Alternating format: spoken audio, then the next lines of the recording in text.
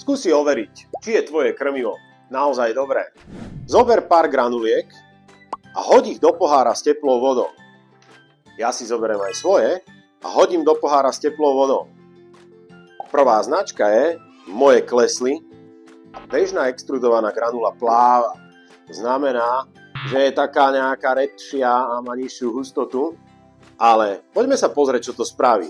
Za pol hodinu lisované kvalitné granulky sa rozpadli doslova na prášok a extrudovaná granula zostala skoro rovnaká.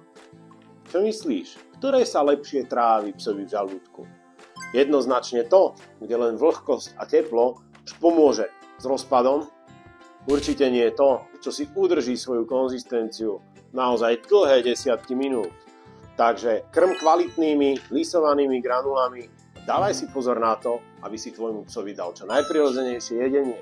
No a nezabudni mi napísať na krmivo@dogy.sk, ak chceš, aby som ti nastavil plán krmenia a dávkovanie. Čau!